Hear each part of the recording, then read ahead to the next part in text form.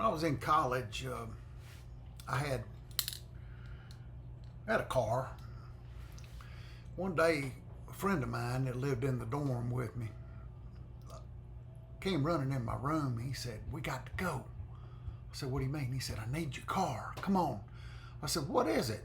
He said, "I can't tell you right now." Well, I guess when you're 20, something like that'll just might as well be a piece of bait on a hook because you're going to go. So I took off after him. We got in my car and drove maybe about a mile off campus, and they were building a new hospital up on the mountain.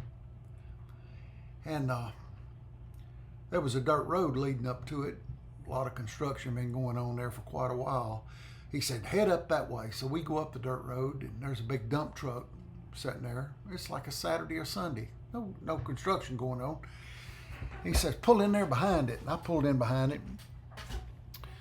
And he gets out and runs up to the truck. He opens the door on the passenger side and pulls out a box.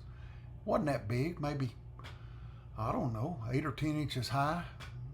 Like a big old pair of boots might go in it, maybe a little bit bigger than that. Comes running back to the car and says, "Pop the trunk." I said, "What are we getting into?" He said, "Pop the trunk, we gotta go." I popped the trunk, complicit in all this behavior. He opens the trunk, throws it in there, and closes the door, and we drive off like nothing happened. Within a couple of miles, I had worked on him enough, I guess, where he confessed what we had done. They were dynamiting up on the mountain. I didn't even know it, but he had looked in the window while out jogging and had seen a box of dynamite sitting on the seat. And apparently he worked for his uncle or somebody that had done dynamite, and he had been around it, and he recognized the box and everything else and wanted to, he's going to get it. I don't know what he thought he was going to do with it, but by the time we got to the dorm, he didn't want anything to do with it. And there I've got a case of dynamite in the back of my Firebird. What in the heck? What am I going to do now? So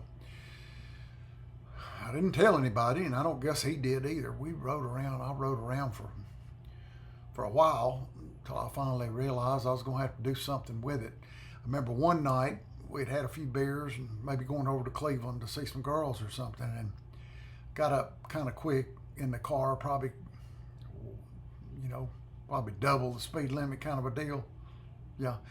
And the guys were talking about how, about it being unsafe or something. And I said, "You have no idea." I said, "We got a case of dynamite in the trunk." They said, "You a lying thing." I said, "Wait and see." I pulled over in a little gas station. It was closed, and popped the trunk. And both of those boys went to their knees when they saw that real case of dynamite in there. I had it in the car and was back in my hometown. I had some buddies I told about it. And they said, "Let's get a couple of sticks and see if we can get them to blow up." I was like, "How are we going to do that?" And they said, "Shoot them with a deer rifle." So we threw them off this little old cliff where we could still see them laying on the rocks down there, and took pot shots at them and stuff until we got scared and left them down there, So I didn't know what to do with this dynamite. So several months had passed. I'm driving around, sometimes it just wasn't a good thing. Nobody had said anything about it. Wasn't in the paper, nothing. So I knew a boy that was a friend of a friend, and he was in like some criminal justice classes and was working part-time over at the sheriff's department. I decided I'd reach out to him, and I did. I called him there at work. From all we had was payphones there back in the dormitory, so I just called him on that and told him kind of what had happened, the short version, but I didn't drop names. And I said, "I need to get rid of this." I said, I don't need it, and it needs to go. So he said, "What are you going to do with it?" And I said, "Well, why don't we?" I knew a little place off some dirt road where we'd go back in there and drink beer and stuff, and by some waterfalls. I said, "At the corner of those two dirt roads," I said, "I'm going to put it in a big garbage sack, and I'm going to set it up there in the woods. Y'all come get it." And he said, okay. I thought it was all solved. And that was until the Gainesville newspaper had a front page article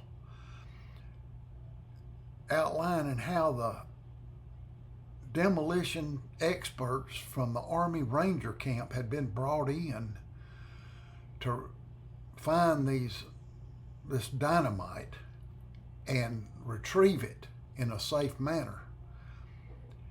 They said incorrectly that all 100 sticks were still in the box. Well, I know they weren't, but nobody said a word about that. And they said in the newspaper article, and I've still got it, this would have been 1976 or so, it said that had that box of dynamite exploded, it would have left a crater big enough to fit the new hospital in. Now, yeah. And I'm riding around with that thing in the back of a Firebird for 2 months. Yeah. Well, okay.